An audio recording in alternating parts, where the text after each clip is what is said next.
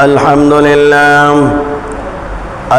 لله نحمده ونستعينه ونستغفره ونؤمن به ونتوكل عليه ونعوذ بالله من شرور أنفسنا ومن سيئات أعمالنا من يهده الله فلا مضل له ومن يضلله فلا هادي له ونشهد أن لا إله إلا الله وحده لا شريك له وأشهد أن سيدنا وسندنا وحبيبنا مولانا محمدا عبده ورسوله الذي أرسله بالحق بشيرا ونذيرا وداعيا إلى الله بإذنه سراجا وقمرا منيرا فقد قال الله تعالى في كلامه المزيد وفرقانه الحميد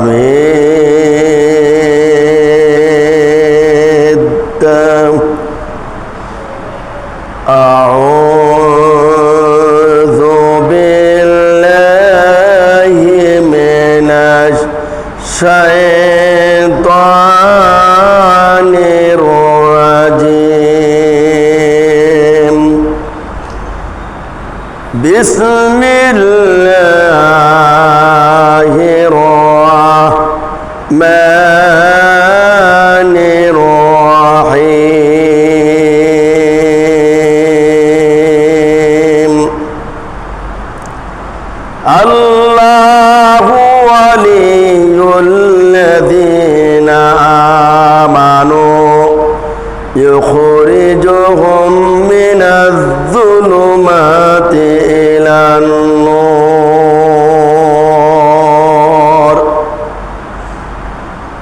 إن الله وملائكته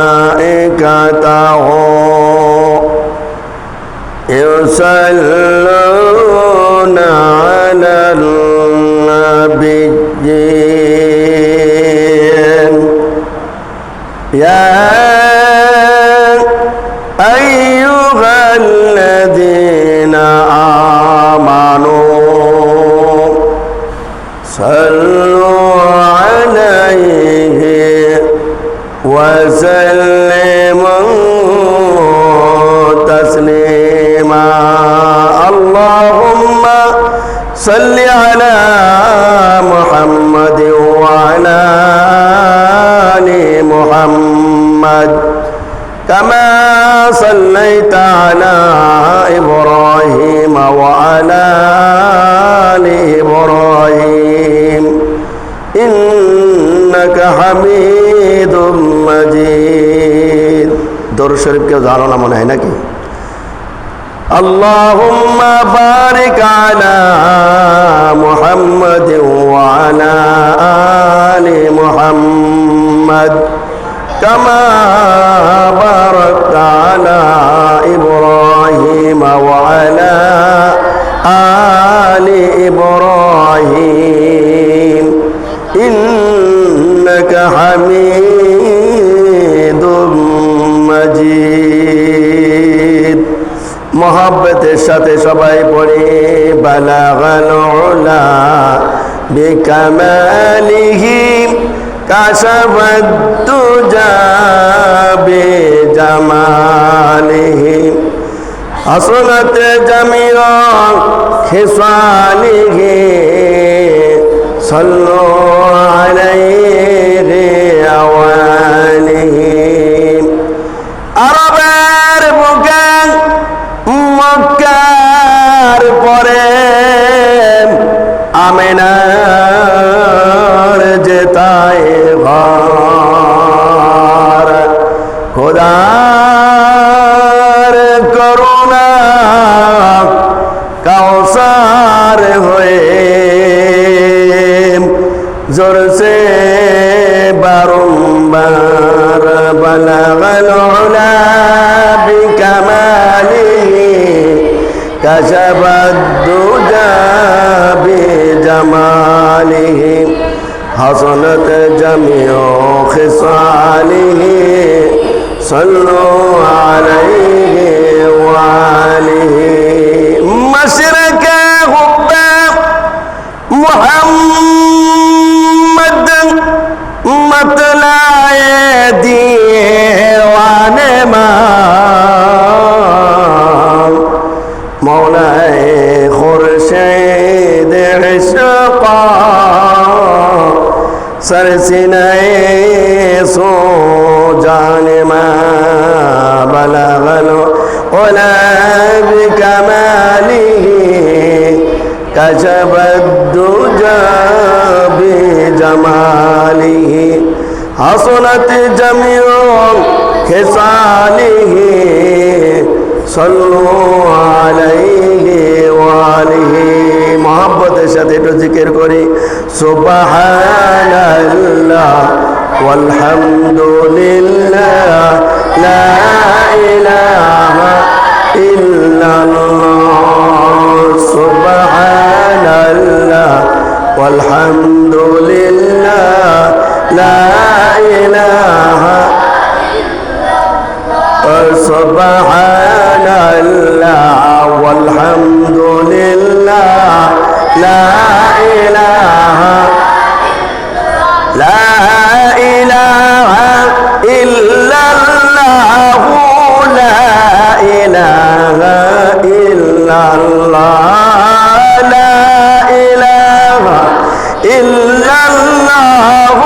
la ilaha illallah subhanallah walhamdulillah la ilaha illallah subhanallah walhamdulillah la ilaha illallah alhamdulillahi rabbil alamin wassalatu wassalamu ala anbiya'ihi wa alihi wa ashabi ajma'in উপস্থিত সম্মানিত শিক্ষক মণ্ডলী সম্মানিত মুসলিম কেরাম এবং সামনে উপবিষ্ট বসা মাদ্রাসার ছাত্র বন্ধুরা আশেপাশে অবস্থানরত অবলা সরলা পরমা দিনদার পরিষ্কার অন্তর আড়ালের মা ও বোনেরা আসসালামু আলাইকুম ওয়া রাহমাতুল্লাহি তাআলা ওয়া বারাকাতুহু এখানে আসার তৌফিক দান করেছেন কে আল্লাহ সব সময় চাইবো কার কাছে আল্লাহ দেবেন কে আল্লাহ ওই আল্লাহ আছে না নাই ওই আল্লাহর দরবারে সবাই শুকরিয়া জ্ঞাপন করি সকলে বলে আলহামদুলিল্লাহ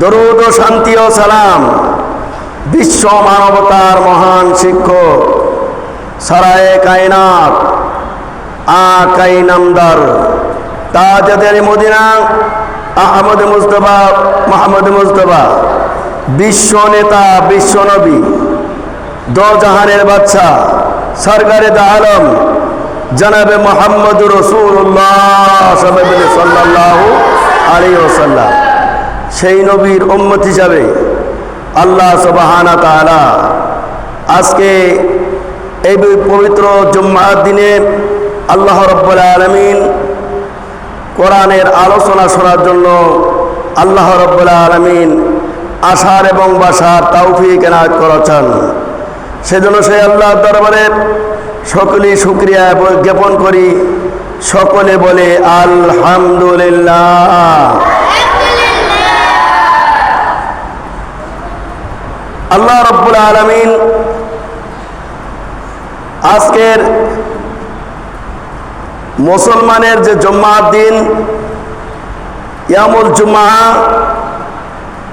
এই দিনটা হওয়ার দরকার মুসলিমের জন্য আনন্দের দিন।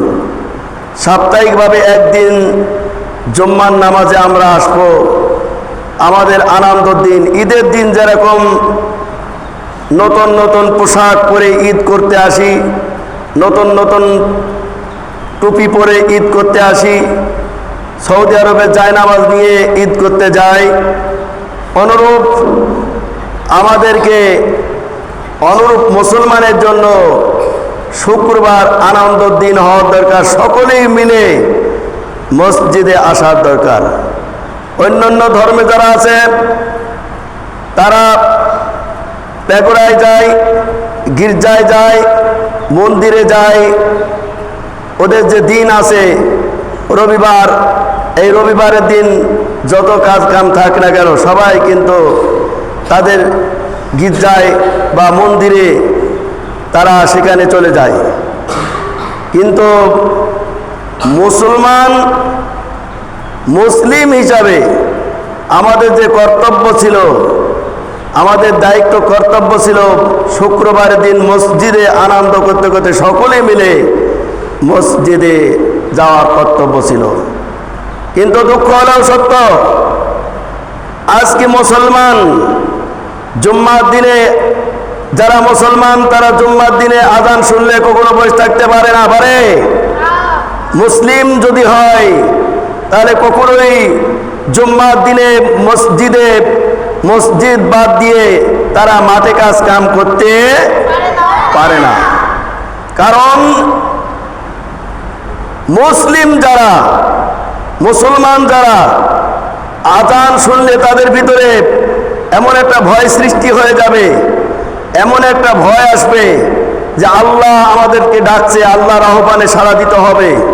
কিন্তু যারা মুসলমান, নামধারী মুসলমান, আবু জাহেল মার্কা মুসলমান, ফিরাউন মার্কা মুসলমান, নমরুদ মার্কা মুসলমান, কারুন মার্কা মুসলমান, হামান মার্কা মুসলমান, এরাই শুধু আজকে তারা এই মাঠে ঘাটে পড়ে থাকে।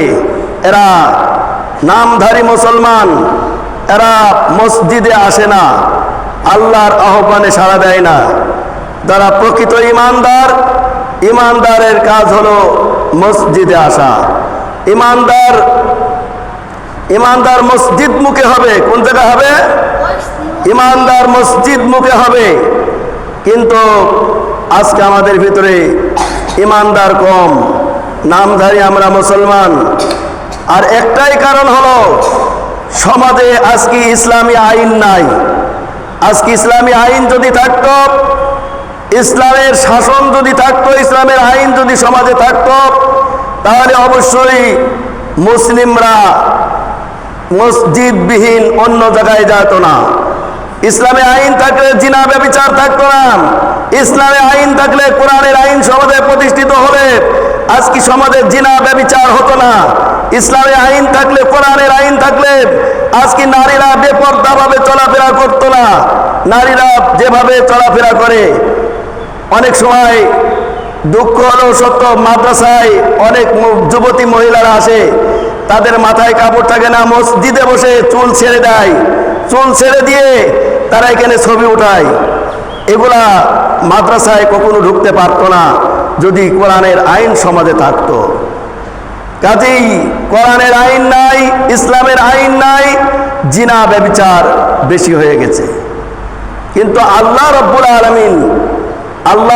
আলামিন বন্ধু হতে হলে, আল্লাহর বন্ধু যদি হতে হয়, তাহলে আল্লাহর হুকুম পালন করা লাগবে। কার হুকুম পালন করা লাগবে? আল্লাহ রব্বুল আলামিন বলেন, বিসমিল্লাহির রহমানির রহিম। আল্লাহু ওয়ালিয়ুল্লাযীনা আমানু ইখরিজুহুম মিনাল যুলুমাতি ইলান নূর। বলেন আল্লাহু আকবার। আল্লাহ রাব্বুল আলামিন কোরআনের ভিতরে বলছে, শোনো, মুসলমানেরা শোনো, যারা আমার হুকুম পালন করবে, আমার হুকুম মানবে, আমি রব্বুল আলামিন মিনাজ জুলুমাতি ইলান নূর, জুলুমাত মানে অন্ধকার, জুলুমাত মানে ঘুষ, জুলুমাত মানে ব্যভিচার, জুলুমাত মানে জিনা, জুলুমাত মানে সুদ, ঘুষ, অন্যায়, অত্যাচার, এগুলি হলো জুলুমাত, এগুলি হলো তাগুতের পথ। কোন পথ এগুলো? কার পথ? তাগুতের পথ, শয়তানের পথ। কোন পথ এগুলো বলেন? আরো জোরে বলেন, কার পথ? আল্লাহ রাব্বুল আলামিন বলছেন মিনাজ জুলুমাতি ইলান নূর, আমি জুলুমাত মানে অন্ধকার, যারা সমাজে, আজকে সমাজে যদি কোরআনের আইন থাকতো, সমাজে যদি ইসলামে যদি আইন প্রতিষ্ঠিত হতো, এই সমাজ ভালো হতো, সমাজ গুনাহ থেকে বেঁচে যেত, সমাজ জিনা থেকে বাঁচত। আজকে পাড়া প্রতিবেশী সকলে জিনা থেকে বেঁচে যেত, নারীরা বেপর্দায় চলাফেরা করতো না, নারীদের সাহস হতো না বেপর্দায় চলাফেরা করা, সমাজে সুদ, ঘুষ, অন্যায়, অত্যাচার চলতো না। আজকে এইগুলি না থাকার কারণে আমাদের অবস্থা এরকম। এই জন্য আল্লাহ রাব্বুল আলামিন বলছেন মিনাজ জুলুমাতি ইলান নূর, মুমিনেরা শোনো, আমি রব্বুল আলামিন আল্লাহু ওয়ালিয়ুল্লাযীনা আমানু ইখরিজুহুম মিনাজ জুলুমাতি ইলান নূর, আমি মুমিনদেরকে আলো দান করি, আর আলো থেকে আমি রব্বুল আলামিন আলো মানে নূর, নূর দান করি। শুধু তাই নয়, আমি রব্বুল আলামিন অন্ধকার থেকে আলোতে নিয়ে যাই, আর ইমানদারের বন্ধু হয়ে যায় আমি আল্লাহ। জোরে বলেন সুবহানাল্লাহ। ইমানদারের বন্ধুকে, আর জোরে বলেন ইমানদারের বন্ধুকে। ওই আল্লাহ ইমানদারের বন্ধু যদি হয়, আল্লাহ যদি একবার ইমানদারের বন্ধু হয়ে যায়, তাহলে আজকে আল্লাহ রাব্বুল আলামিন যদি ইমানদারের বন্ধু হয়, এখন বলুন তো ওই ইমানদার কোনোদিন অন্যায় কাজ করবে? ইমানদার অন্যায় কাজ করতে পারবে? কোনো নামাজের আজান হলে মাঠে বসে থাকতে পারবে? ইমানদার আল্লাহকে ভয় করেন। আল্লাহ রাব্বুল আলামিন বলেন ইন্নামা যুকিরাল্লাহু ওয়াজিলাত কুলুবুহুম, ইন্নামাল মুমিনুনা ইযা যুকিরাল্লাহু ওয়াজিলাত কুলুবুহুম ওয়া ইযা তুলিয়াত আয়াতুহু যাদাতুহুম ঈমানান ওয়া আলা রাব্বিহিম ইয়াতাওয়াক্কালুন। বলেন আল্লাহু আকবার। আল্লাহ রাব্বুল আলামিন বলেন ইমানদার যখন কোরআনের আয়াত পড়বে, তখন অন্তর ভয়ে থরথর করে কাঁপতে থাকবে, কম্পিত হবে। যে ইমানদার কোরআনের আয়াত পড়বে, সে কোনদিন জিনা করতে পারে? বলেন। যে মুসলমান কোরআনের আয়াত পড়বে, সে কোনোদিন জিনা করতে পারে না। যে মুসলমান কোরআন পড়বে, সে কোনোদিন অন্যায় অত্যাচার করতে পারে না। যে মুসলিম নারী কোরআনের আয়াত দেখবে, কোরআনের তরজমা পড়বে, সেই মুসলিম নারী কোনোদিন বেপরদায় থাকতে পারে না? পারে? ওই নারী কোনোদিন মাদ্রাসার ভিতরে এরকম এসে মাথায় এড়ে দিয়ে চুল শুকায় মসজিদের রকে বসে, এরকম সাহস হবে না। কারণ হলো সে মুসলিম নারী। ভয় করে কাকে বলেন? আল্লাহ রাব্বুল আলামিন বলছেন ইমানদার ভয়ে কম্পিত হবে কোরআনের আয়াত যখন পড়বে।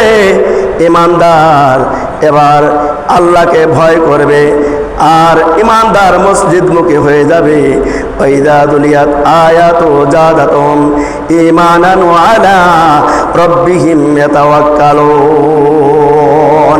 আল্লাহ রাব্বুল আলামিন বলছে এরাই হলো খাঁটি মুসলমান, এরা হলো মুমিন। এখন যদি আবু জাহেল মার্কা মুসলমান আমরা হই, আবু জাহেল মার্কা ফিরাউন মার্কা মুসলমান যদি আমরা হই, তাহলে আবু জাহেল তো মাথায় টুপি ব্যবহার করেছিল। আবু জাহেল মাথায় টুপি দিত, আবু জাহেলের হাতে তসবিহ থাকতো, আবু জাহেল হাতে নবীরা সুন্নতি লাঠি ব্যবহার করত, আবু জাহেলের হাতে সুন্নতি লাঠি ছিল। প্রত্যেকটা নবী সুন্নতি লাঠি ব্যবহার করেছে। করেছেন। এবার আবু জাহেলের মাথায় টুপি থাকতো, আবু জাহেলের মুখে দাড়ি ছিল, দেখে মুসলমান বলা যাবে? যাবে? এই কথা বলে মুসলিমরা আবু জাহেল তো নারী, আবু জাহেলকে এরকম টুপি মাথায় থাকতো, দাড়ি মুখে থাকতো, মুসলমান বলা যাবে? বলেন, মুসলমান বলা যাবে না। আবু জাহেল, আজকে সেই আবু জাহেলের কাজ ছিল কি, প্রতিদিন সকাল থেকে সন্ধ্যা পর্যন্ত হাজিদের পানি পান করাতো। কাজটা ভালো না খারাপ? আরো জোরে বলেন, কাজটা ভালো না খারাপ? হাজিদের প্রত্যেক দিন পানি পান করাতো, সকাল থেকে সন্ধ্যা পর্যন্ত পানি পান করাতো, হাজিদেরকে পানি পান করাতো, ভালো কাজ করতো। কিন্তু দেখা যাচ্ছে অপরাধ ছিল কি, সে আবু জাহেল আল্লাহকে মানে নাই, নবীকে মানে নাই, আল্লাহকে বিশ্বাস করে নাই, নবীকে নেতা হিসাবে মেনে নেয় নাই। কারণ আবু জাহেল নবীকে বলতো যেই বংশের কোনো পরিচয় নাই, যার মাতৃপিতৃর পরিচয় নাই, যার দাদা দাদি কেউ নাই দুনিয়ায়, যার নানা নানি কেউ নাই, যে বংশ তার কেউ নাই, এরকম এই বংশকে ওই আবু জাহেল গোষ্ঠীরা বলতো লেজ কাটা বংশ। লেজ কাটা বংশ বলা হতো, লেজ কাটা বংশ। এবার আবু জাহেল যখন লেজ কাটা বংশ বলল, আল্লাহ নবী মন খারাপ করলেন। সঙ্গে সঙ্গে আল্লাহ রাব্বুল আলামিন বললেন বিসমিল্লাহির রহমানির রহিম। বলেন আমার সাথে সবাই, বিসমিল্লাহির রহমানির রহিম। ইন্না আ'তাইনাকাল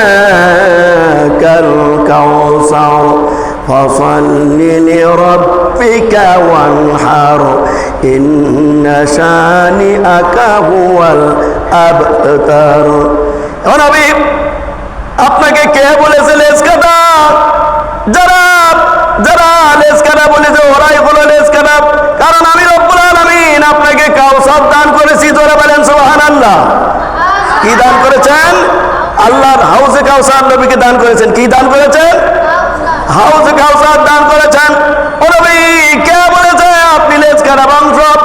আপনাকে হাউজে কাউসার দান করেছি। এই হাউজে কাউসার এ বন্ধু কোনো নবীকে দেওয়া হয় নাই।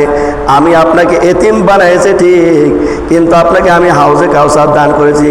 হাউজে কাউসারের মালিক বলেন আল্লাহ রাব্বুল আলামিন। আল্লাহ নবীকে হাউজে কাউসারের মালিক বানাই দিয়েছেন। বলেন হাউজে কাউসারের মালিক কে? আল্লাহ নবী। জোরে বলেন হাউজে কাউসারের মালিক কে? এই হাউজে কাউসার যদি পেতে হয়, যদি কাল কিয়ামতের ময়দানে হাউজে কাউসার যদি আপনারা চান, তাহলে হাউজে কাউসার যদি আপনারা চান, তাহলে আল্লাহর হুকুম পালন করতে হবে, নবী রাসূলকে মেনে নিতে হবে। আর নবী রাসূলকে যদি না মানা যায়, নবী যা বিধান দিয়েছে সেই বিধান যদি আমরা না মানি, তাহলে হাউজে কাউসার পাওয়া যাবে? হাউজে কাউসার পাওয়া যাবে না। সেই জন্য বলতে চাই, আল্লাহ রাব্বুল আলামিন আজকে আল্লাহ নবীকে ওরা মানে নাই, বিশ্বাস করে নাই, নবীকে মেনে নেয় নাই, টিটকারি মেরেছে, বিভিন্ন ভাষায় গালি দিয়েছেন। আল্লাহ নবীকে এত গালি দিয়েছেন, এত খারাপ বলেছেন, কোনো সময় আমার নবী একটা বরদোয়া তাদের জন্য করে নাই। জোরে বলেন সুবহানাল্লাহ। বাড়িতেই সুবহানাল্লাহ বলবেন, আরো একটু জোরে বলা যাবে না সুবহানাল্লাহ? আল্লাহ নবী আল্লাহ নবী এত ভালোবাসত, আল্লাহ নবীকে হাউজে কাউসার দান করলেন। এখন এই হাউজে কাউসার যদি পান করতে হয়, তাহলে ইমানদার হতে হবে। ইমানদারের যারা, তারাই আল্লাহ নবীর সাথে সাক্ষাৎ পাবে। তাহলে ইমানদার কারা? এবার আমরা মুসলমানের ভিতরে বাছাই করে নিই। ইমানদার যারা, ওই ব্যক্তি ইমানদারকে সাহায্য করবেন কে? জোরে বলেন আল্লাহ রাব্বুল আলামিন বলছেন, ওয়া কানা হাক্কান আলাইনা নাসরুল মুমিনিন। আল্লাহ রাব্বুল আলামিন ইমানদারদেরকে বলছেন, যারা প্রকৃত আমার ইমানদার, আমি আল্লাহ রাব্বুল আলামিন আমার পক্ষ থেকে ইমানদারের সাহায্য করা আমার পক্ষ থেকে হলো ওয়াজিব। জোরে বলেন সুবহানাল্লাহ। আল্লাহ নিজে সাহায্য করবে ইমানদারকে। ইমানদার যারা তাদেরকে আল্লাহ সাহায্য করবেন। কিন্তু ফেরাউন মার্কা মুসলমান, নমরুদ মার্কা মুসলমান, কারুন মার্কা মুসলমান, হামান মার্কা মুসলমানদেরকে আল্লাহ সাহায্য করবেন না। আল্লাহ ইমানদারকে সাহায্য করবেন আল্লাহ নিজে। আল্লাহ নিজে বলতে ইমানদারের সাহায্য করা হলো আমার ওয়াজিব। এই জন্য বলতে চাই আমার বাবাজির, আমার ভাইয়েরা, বলতেছিলাম ইসলামের যদি আজকে আইন থাকতো, ইসলামের আইন যদি চালু থাকতো, কোরআনের আইন যদি সমাজে প্রতিষ্ঠিত থাকতো, এই কোরআনের আইন যদি সমাজে প্রতিষ্ঠিত হতো, তাহলে সমাজ এমনি এমনি ভালো হয়ে যেত। সমাজে এরকম মানুষের মাঝে মাঝে আমাদের কারোর কিছু বলা লাগতো না। নামাজের ওয়াক্ত হলে নামাজ পড়বে ইমানদার। ইমানদার কখনো বাড়ি বসে থাকতে পারে না, পারে? ইমানদার বাড়ি বসে থাকতে পারে না, নামাজ পড়বে। ইমানদার তার ভয় সৃষ্টি হবে, কম্পন সৃষ্টি হয়ে যাবে, অন্তরের ভিতরে ভয় সৃষ্টি হবে। আযান হওয়ার সঙ্গে সঙ্গে মসজিদ মুখে চলে যাবে। কারণ হলো ইমানদার বাড়ি বসে থাকতে পারবে না। আর যারা আল্লাহর হুকুম অমান্যকারী, আল্লাহর হুকুম পালন করবে না, আল্লাহ রাব্বুল আলামিন যারা আল্লাহর হুকুমের অমান্য, যারা, ও মা বোনেরা ভালো করে শোনো, তোমরা যদি আজকে আল্লাহর হুকুম পরিপূর্ণভাবে মানতে, তাহলে পর্দা মেনে চলতে, পর্দা সমাজে প্রতিষ্ঠিত হতো। আজকে পর্দা না মানার কারণে আল্লাহ রাব্বুল আলামিন যারা আল্লাহর হুকুম অমান্য করবে তাদের সম্পর্কে আল্লাহ রাব্বুল আলামিন বলছেন, বিসমিল্লাহির রহমানির রহিম, ইয়াওমা নাকুলু লিজাহান্নামা হালিম তালাআতি ওয়া তাকুলু হাল মিন মাজিদ। আল্লাহ রাব্বুল আলামিন কালকে আমাদের ময়দানে জাহান্নামকে জিজ্ঞেস করবে, জাহান্নাম তোমার কি পেট ভরেছে? জাহান্নাম চিৎকার করবে, গুসায় ফেটে উঠবে, এমন চিৎকার করবে, জাহান্নাম বলবে, আল্লাহ আমাকে খাবার দাও, আল্লাহ পরিপূর্ণভাবে খাবার দাও। কেন বা তুমি আমাকে তের করলে? আমাকে খাবার দাও, আমি পরিপূর্ণভাবে খাবার চাই। আল্লাহ রব্বুল আলামিন বলবো, অপেক্ষা কর, আমি রব্বুল আলামিন তোমাদের জন্য রেখেছি। ও জাহান্নাম, তুমি অপেক্ষা করো, অবশ্যই তোমার খাদ্য রেখেছি। যারা আমার হুকুম পালন করবে না, যারা আমার অনিয়মের বাইরে চলবে, তাদের জন্য আমি রব্বুল আলামিন রেখে দিয়েছি। ইন্নামা ইয়াতি মুজরিমান ফাইন্না লাহু জাহান্নাম লা ইয়ামুতু ফিহা ওয়ালা ইয়াহইয়া। আল্লাহ রাব্বুল আলামিন বলে, অপরাধী মুজরিম ব্যক্তিকে আল্লাহ রাব্বুল আলামিন জাহান্নামে নিক্ষেপ করবে। কোন জায়গায় নিক্ষেপ করবে? জাহান্নামে নিক্ষেপ করবে। তাহলে জাহান্নামের কোনো আর ক্ষেদাত্ম যন্ত্রণা থাকবে না। বলে, জাহান্নাম তোর পেট ভরার জন্য আমি ব্যবস্থা করেছি। জাহান্নাম কে বলবে? অপরাধী মুজরিম ব্যক্তি, যারা আমার হুকুম অমান্যকারী, যারা আমার নিয়মে চলবে না, আমি রব্বুল আলামিন তাদের জন্য রেখেছি জাহান্নাম। সবাই বলেন নাউজুবিল্লাহ। এই জাহান্নাম বড় ভয়ানক জায়গা, জাহান্নাম বড় কঠিন জায়গা। জাহান্নামের কথা শুনে ভয়ে পাথর চোখের পানি ছিঁড়ে কান্দে। হযরতে মুসা আলাইহিস সালামের জামানায় পাথর কান্দে, দুই চোখের পানি ছিঁড়ে পাথর কান্দে, আল্লাহর দরবারে কান্দে। পাথরকে জিজ্ঞাসা করে, পাথর রে কেন তুমি কান্দো, কি দুঃখ মনে? পাথর কোনো জবাব দেন না। আবার জিজ্ঞেস করে, পয়গম্বর, পাথর রে তুমি কেন কান্দো, কি দুঃখ তোমার মনে? পাথরের জবাব আসে না। পাথরকে জিজ্ঞাসা করে, পাথর রে কেন তুমি কান্দো, কি দুঃখ তোমার মনে? পাথর বলে, আল্লাহ নবী মুসা আলাইহিস সালাম, শুনেছি মানুষ এবং ইন্ধন, পাথর, মানুষ এবং পাথর দিয়ে আল্লাহ রাব্বুল আলামিন জাহান্নামকে চেতাবে। মানুষ এবং পাথর হবে জাহান্নামের ইন্ধন। এই জন্য শোনার পর থেকে যেই দিন আমি শুনেছি আমি পাথর, জাহান্নামের আগুনের ভয়তে আমি কাঁদি। কারণ আমি জাহান্নাম বড় ভয়ানক জায়গা, কঠিন ভয়ানক জায়গা, এই জন্য আমি জাহান্নামের ভয়তে আমি কাঁদতে থাকি। এই কথা বলার সঙ্গে সঙ্গে এবার মুসা আলাইহিস সালাম কোনো কথা না বলে চলে গেলেন। আল্লাহর কাছে এই কথা বললেন। কোন নবী আল্লাহর সঙ্গে এইভাবে কথা বলতো না, আল্লাহ নবী ওইভাবে কথা বলতো না, কিন্তু মুসা আলাইহিস সালাম আল্লাহর সঙ্গে কথা বলতেন, কিন্তু সরাসরি আল্লাহকে দেখে নাই, আল্লাহ রব্বুল আলামিনকে দেখেন নাই, একেবারে সরাসরি ডাইরেক্ট কথা বলেছেন আমাদের নবী জনাবে মুহাম্মদ রাসূলুল্লাহ সাল্লাল্লাহু আলাইহি ওয়াসাল্লাম। জোরে বলেন সুবহানাল্লাহ। মুসা আলাইহিস সালাম কথা বলেছেন, আল্লাহর সঙ্গে কথা বলতো তুর পাহাড়ে। কোন জায়গায় কথা বলতো? তুর পাহাড়। কোন জায়গায়? তুর পাহাড়ে কথা বলতেন। এবং মুসা আলাইহিস সালাম কথা বলতেন আল্লাহর সঙ্গে। আল্লাহ রব্বুল আলামিন একদিন এক পর্যায়ে মুসা আলাইহিস সালাম আল্লাহকে বলল, আল্লাহ তোমাকে আমি দেখতে চাই। আল্লাহ গো, তোমার রূপ কেরাম, তোমার কেমন, তোমার শুনেছি আল্লাহ তুমি কথা বলি, কিন্তু তোমার রূপ চেহারা কেমন আমি দেখতে চাই। আল্লাহকে দেখতে চান মুসা আলাইহিস সালাম। আল্লাহ বলল, লান তরানি, তুমি আমাকে দেখতে পাবে না। ও মুসা, তুমি দেখতে পাবে না, লান তরানি, তুমি আমাকে দেখতে পাবে না। মুসা আলাইহিস সালাম বলল, আল্লাহ আমি তোমাকে দেখতে চাই। আল্লাহ রাব্বুল আলামিন বললেন, মুসা রে, তুমি যখন শুনবেই না, আমার সঙ্গে দেখা করতে হলে এমনি এমনি দেখা করা যাবে না। এই যে ৭০,০০০ পর্দা আছে, ৭০,০০০ পর্দা ভেদ করে আমার সঙ্গে দেখা করতে হবে। কত হাজার? ৭০,০০০ পর্দা ভেদ করে আমার সঙ্গে দেখা করতে হবে। হযরতে মুসা আলাইহিস সালাম এবার আল্লাহ রাব্বুল আলামিন মুসাকে নির্দেশ করলেন এই পর্দা ওঠাতে হবে। কিন্তু আল্লাহ নবী কোনো পর্দা উঠাইছে নাকি? আল্লাহ নবী পর্দা ওঠান নাই। আল্লাহ রাব্বুল আলামিন সরাসরি তাকে মেহমান হিসেবে, আল্লাহর মেহমান, আল্লাহর বন্ধু হিসেবে আল্লাহ রাব্বুল আলামিন তাকে ডাইরেক্ট আরশে আযমে সিঁড়িতে নিয়ে গিয়েছেন। আল্লাহর সঙ্গে ডাইরেক্ট পাশাপাশি আল্লাহ রাব্বুল আলামিন ওনার সঙ্গে আল্লাহ নবীর কথা হয়েছে। যত কথা না কথন যা কিছু সব কিছু হয়েছে।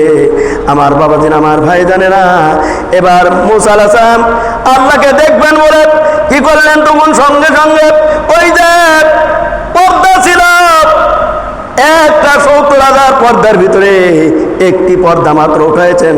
ওঠানোর সঙ্গে সঙ্গে অমনি মুসা আলাইহিস সালাম অমনি বেহুশ হয়ে যায়। মুসা আলাইহিস সালাম জমিনে পড়ে যায়, বেহুশ হয়ে যায়। বেহুশ হওয়ার পরে মুসা আলাইহিস সালাম অনেকক্ষণ হুঁশ ফিরেছে। হুঁশ ফেরার পরে এবার মুসা আলাইহিস সালাম আল্লাহকে ক্ষমা চায়, আল্লাহর কাছে বলে, রব্বুল আলামিন, আমি চেয়েছিলাম তোমাকে দেখতে, কিন্তু আমি আর তোমাকে দেখতে চাই না। আমি অপরাধ করেছি, আল্লাহ তুমি আমাকে ক্ষমা করে দাও। মুসা আলাইহিস সালাম বললেন, আল্লাহ তুমি ক্ষমা করে দাও। আল্লাহ বলল, মুসা রে, আমি তো আগেই বলেছি তুমি আমাকে দেখতে পাবে না। একটি মাত্র পর্দা উঠেছেন, ওটার সঙ্গে সঙ্গে তোর পাহাড় জ্বলে পড়ে ছারখার হয়ে যায়। তোর পাহাড় জ্বলে গেল, মুসা আলাইহিস সালাম অজ্ঞান হয়ে পড়ে গেল জমিনে। এই অবস্থায় এখানে আরেকটা কথা আছে, অন্য আমার নবী আরশে আযমের সিঁড়িতে পার খড়ম রেখে যেতে চেয়েছিল, কিন্তু আল্লাহ নবীকে বলেন, ও নবী বন্ধু আমার, আপনি আমার আসমল্লায় আমার সঙ্গে দেখা করবেন। আপনি জুতা খুলবেন না, কারণ হলো আপনার জুতার ধুলি আসমল্লাহ চায়, আমার আসমান আসমল্লাহ ধন্য হবে, আপনার জুতা ধুলিতে ধন্য হবে। আপনি জুতা খুলবেন না। আল্লাহ রাব্বুল আলামিন বললেন জুতা খুলবেন না। আর মুসা আলাইহিস সালাম তখন তোর পাহাড়ে উঠলেন, বললেন, মুসা তুমি জুতা খুলে ওঠো, আমার সঙ্গে দেখা করতে হলে জুতা খুলতে হবে। আমার সঙ্গে দেখা করতে হলে জুতা আগে খুলতে হবে। যে নবী প্রতি আল্লাহ রাব্বুল আলামিন যেই নবীর প্রতি তাওরাত কিতাব নাজিল করেছেন, যেই নবীর প্রতি তাওরাত কিতাব নাজিল করেছেন, আল্লাহ রাব্বুল আলামিন সেই নবীকে বলল জুতা খুলে ওঠো। আল্লাহ নবী জুতা খুলে উঠলেন। আর অমনি আল্লাহ রাব্বুল আলামিন সঙ্গে সঙ্গে মুসা আলাইহিস সালাম বেহুশ হয়ে পড়ে গেলেন। এত বড় মানে ক্ষমতা।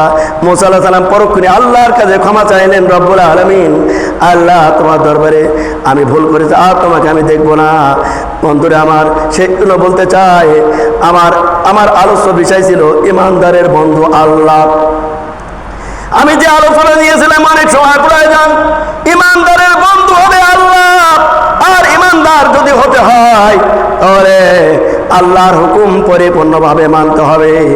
আল্লাহর হুকুম পরিপূর্ণভাবে যদি মানা যায় তাহলে ইমানদার হওয়া যাবে। আসুন আজকে আলোচনা এ পর্যন্তই। আমি যে কথাগুলো বলছিলাম, আল্লাহ সুবহানাহু ওয়া তাআলা আমাদের সকলকে আমল করার তৌফিক দান করুক। সকলে বলে আমিন। ওয়া আখির দাওয়ানা আনিল হামদুলিল্লাহি রাব্বিল আলামিন।